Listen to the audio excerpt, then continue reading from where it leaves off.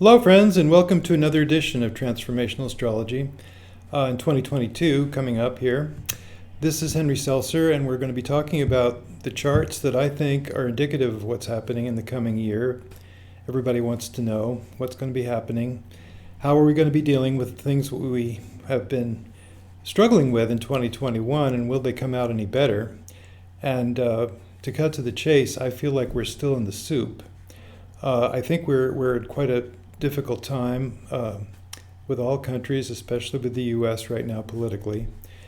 And I believe that shows in the configurations that I like to look at for the new year, which I always look at the winter solstice chart preceding the new year and also the New Year's Eve chart.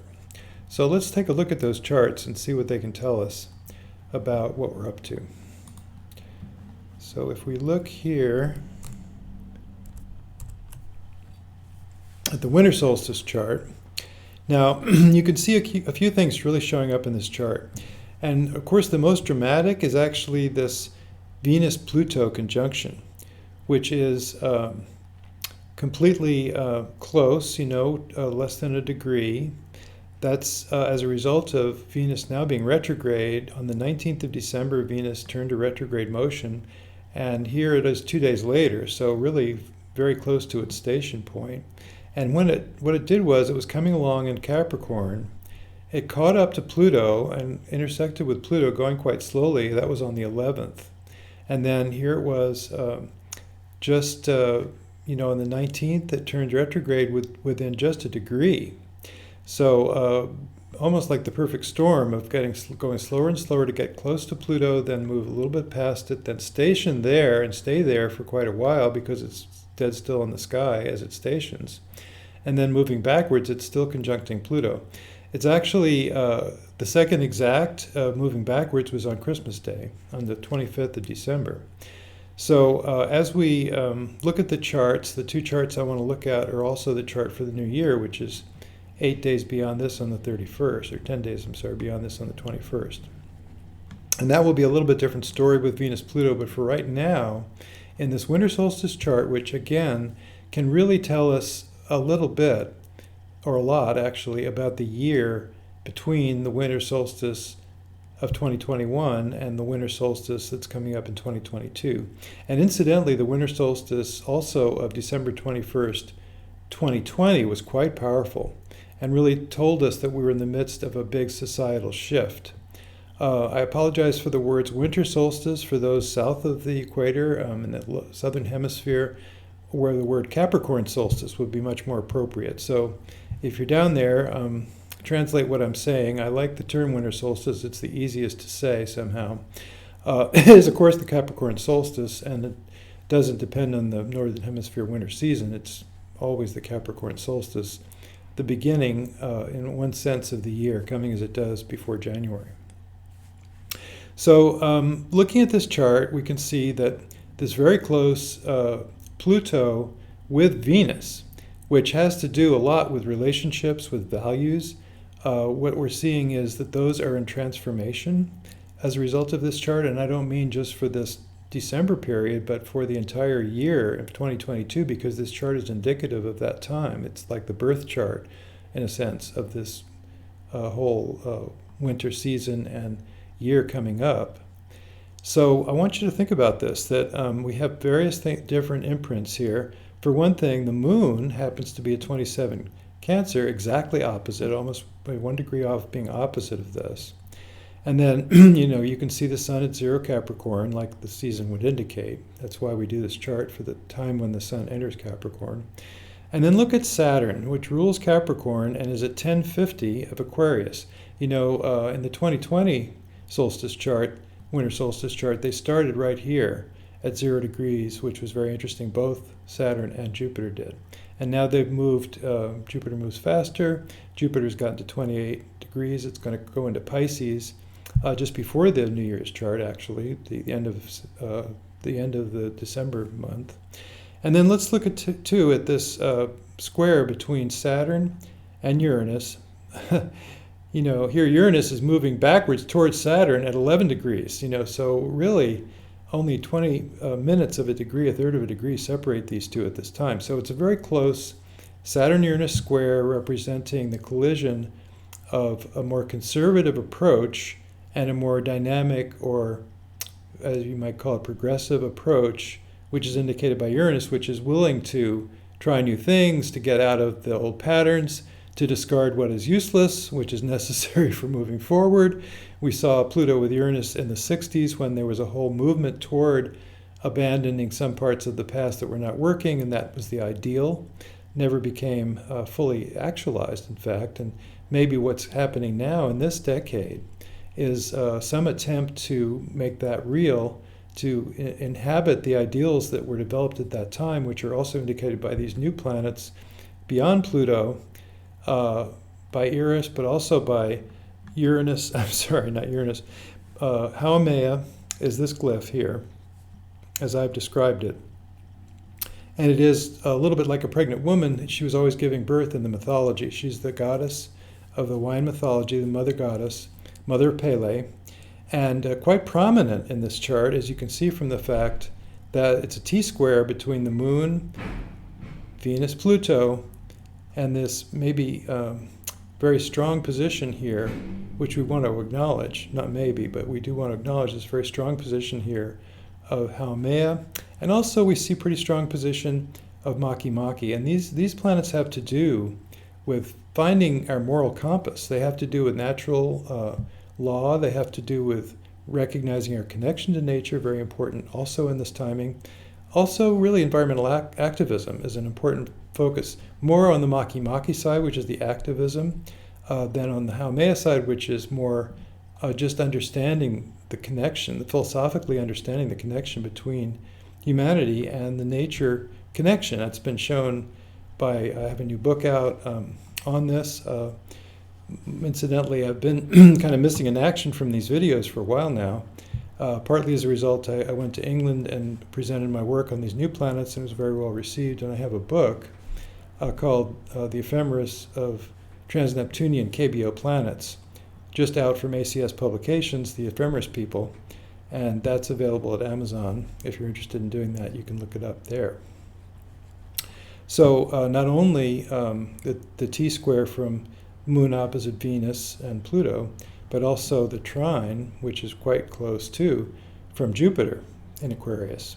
So this is a fairly strong one. And one more thing, it's actually closely parallel to Uranus. If you look at this parallel, which is, if I do a right click in the TimePassages software, you can see where the parallels come in the declination. The declination is 14 degrees 47 minutes, 14.8 degrees. And if we look at the Uranus, boy, 14 and 47 minutes. So this is quite remarkable to see two planets not only parallel, but parallel to the very minute of a degree of their declination. So it's a very strong position in this chart of Haumea, and also, as I say, with a trine from Saturn, Maki is powerful as well. So that's something we want to be referencing as we go into this year. This factor of new planets just recently discovered, just recently published as I published this book, and so more prominent, and really the idea of environmental action being very prominent at this time, the idea of recognizing what is right, what we need to do, is very important also at this time. So this is something that we need to understand and better work with in our own lives, and really Eris contributes to that idea that we find what is deep inside ourselves, what only we can really recognize, what is our actual starting point, ending point, what is deep inside ourselves. And finding, not only finding that, but acting upon it, having it be what is part of our understanding of what we need to be doing in the world. You know, you might be doing a job for money, and you might have your own ideas about what needs to happen. It may be more of your avocation, but you really need to make them line up. There has to be a way that your work is really contributing to what we know inside is the right thing to be doing.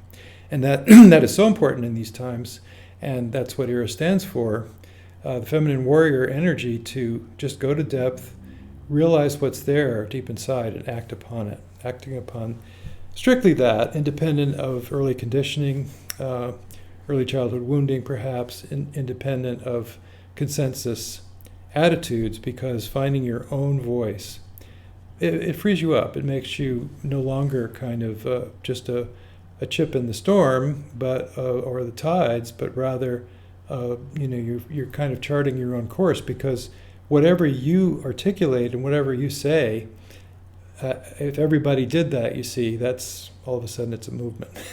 All of a sudden it's a voice of public opinion speaking, which is very powerful, which is actually, we think it's the leaders, we think it's the people at the top, like the president or the head of the opposition party or whatever, that are really the important voices. But really those voices are dependent on the voices of the public that adhere to it for whatever reason, whether they're tricked into it or whether they're actually intelligently discerning about the information they receive and making their own statement about what they believe. The aggregate of all those voices is, guess what? The real power behind the throne of any leader. So that means we are individually very important, and that's the recognition that Eris.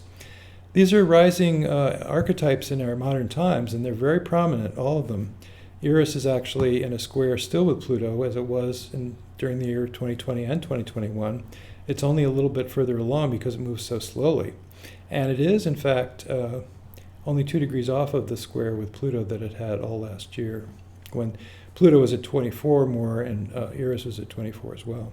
And Eris actually returns to 24 degrees. It only advances 1/4 of a degree a year. So it's going to be in this general, and it moves back and forth a couple of degrees by the retrograde motion of where the Earth supplies that movement, and from a geocentric standpoint. So Eris is still very much in the picture with this Pluto. And this is still an important story about what's happening now, enhanced by the fact that Venus is right there with it, the Moon is right there opposite it in this winter solstice chart, which is an important chart to recognize. So I think that's most of what I wanted to share. The fact that Mercury is at 12 degrees of Capricorn is also significant, because look, it's a perfect trine with this 1 degree off of this 11 degree Uranus position. So it is important also to recognize that part of this configuration, one sign over from the Saturn trine to the Uranus, it's a consciousness about this great divide that we have going, which, by the way, is reflected in the political divide between left-wing and right-wing politics right now, which is so dramatic in this country and really needs healing. And I don't see it changing very fast, because look, here it is in the chart that corresponds to the year to come.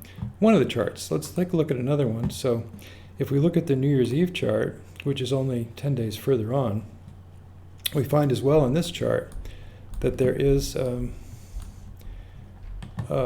still that Saturn-Uranus square is still very present. 12 degrees now, almost 11 degrees here. So it's only a little bit more than a degree, still very present, and still to some extent triggered, not so much anymore by Mercury has moved on, but you see also now at 13 degrees here, making a sextile and making an inconjunct to the Uranus is Mars. We will want to mention also, still again, that the position of Haumea in this chart does still partake. Now we have a square to Mercury in this chart. Remember, we're looking at a birth chart for the year, so we're looking at this as though this is a characteristic of the year. And the fact that Mercury is square to this Haumea tells me that these issues of the environment of Earth, recognizing our connection to the Earth, recognizing species, recognizing all creatures are part of our own being. We are part of nature. We are another species in nature, which is what we've gotten away from in this recent centuries of the Enlightenment and rationality. Rational only takes you so far. We're beginning to understand we're part of an organic whole, and their thinking really has to reflect that. And modern physics also begins to reflect that. Look at, for example, the Tao of Physics by Fritjof Capra, where he recognizes the vast and deep correspondence between modern physics with quantum theory and Eastern philosophy and religion. So we still have these strong positions. Again, Maki is still exactly opposite Chiron, brings Chiron into the picture as well. We can understand that our wounding or our sense of a problem with the environment, our sense of a problem with species environment disappearing, this is all very important to us, more so, and we feel the pain. I think we're all feeling the pain of this climate change that's coming along and wreaking great havoc on every part of, for example, the United States. All parts of the world are suffering one thing or another from it. And it is important to recognize how significant that is. The sun at this point, 10 degrees of Capricorn, so therefore making a square to this position of Maki-Maki. So I do just want to present that this is a quite similar chart. It's similar to, this is the chart of 0 January 1st, similar to the chart of January 2nd, which was the new moon, which led off this month, which I think is going to be a difficult month of January. It does have a lot of this Pluto. See, Pluto and Venus are still pretty strong here, with, in fact, a partile square now with Eris and Venus. So, this is all telling us that we do have a lot of relationship issues coming up, transformation of relationship, transformation of our values, recognizing what our values need to be to really make the cultural transition that we're in the midst of. I think on one level or another, everybody is participating in this societal shift that was predicted long ago for 2020. It's still happening. You can see it also from the 2020 solstice when Jupiter and Saturn were conjunct in Aquarius, beginning of a new energy, a new Earth. I mean, not a new Earth, but a new air-oriented, the element of air-oriented change and humanistic change. We talk about the age of Aquarius, the humanistic values coming in, where we see that we are, as far as there doesn't have to be a religion that separates us from our daily life and from our humanity, but rather, there's a religion that ties us to our humanity, where we can see that it's okay to be human, and that human has its flaws and its faults, which we have to be aware of, but it also has its understanding of we are what we are, and we're evolving as humans and also as a society. And that's so important right now. Now, I want to show you a couple more charts, because these charts are for the whole year, and I think they are vitally involved in that idea. But also there are the eclipses, and the eclipses of 2022 are quite interesting. They come along on the Taurus-Scorpio axis. They come along starting on April 30th, which is in Taurus, and I'll show you that one first. But we have the new moons and the full moons in Scorpio and Taurus to look at. So if we look at the Taurus new moon, that was April 30th. And the interesting thing here is now we have 10 degrees of Taurus, which is pretty close match. At that point, Uranus has moved to 14, but it's still a pretty close match to the position of Uranus, is it not? And it also makes a pretty close inconjunct to this position of Maki-Maki that I was describing as important. And look where we have Haumea. Now it's a perfect square with Pluto, which has moved past the 28 point and has retrograded back. So if we look at that previous chart, where we're looking at the New Year's chart, we can see that at this point Pluto is direct, and its next station is just before that new moon. It's very close to that new moon, and its position is 2835. So as we look at this new moon chart, we can see that what we've got here is a stationing Pluto, which is much more powerful and strong. And does it make connections to the rest of the planets in the chart? Well, yes, it does. It's a perfect square, partile square, only 7 minutes of a degree off from the position of Haumea. So this is really important to bring up again, and this will not really be active until we get to the spring, but the idea that Haumea, and this is right near Earth Day too, which is April 22nd. So here we have Haumea being very recognized as a big part of the whole summer and the whole middle of the year, right up until the fall. We say 6 months for an eclipse. So important to recognize that when this eclipse comes along, April 30th, the end of April, it really is, and it ties in also with the 10-degree mark of the sun and moon, ties in with Mars at 11 degrees of Pisces.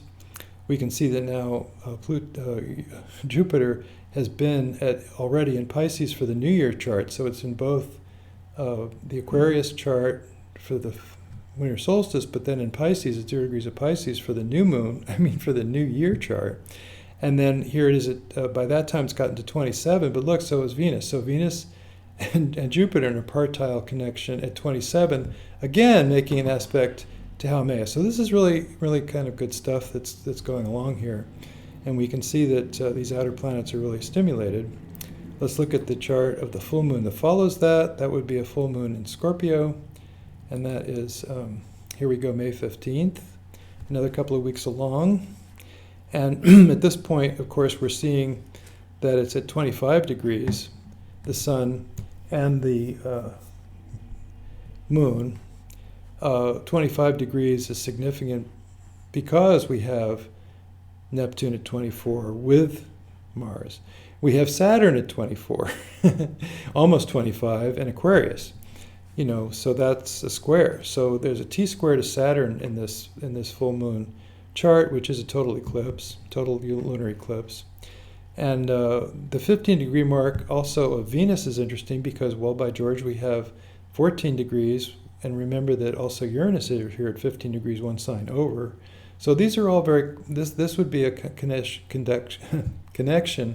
with Venus and Chiron, where we understand that part of what's going on is we have wounding around relationship where we don't always know what we're trying to get out of it, and we run into problems trying to be in it, that mirror of relationship that connects us to our deeper self, and that really brings up the idea that we might have inner wounding that we have to attend to. So this is all very important. We have also Eris very prominent in this as well, being at the 24 or 40 degree mark, so it's one sign over, 30 degrees, semi-sextile.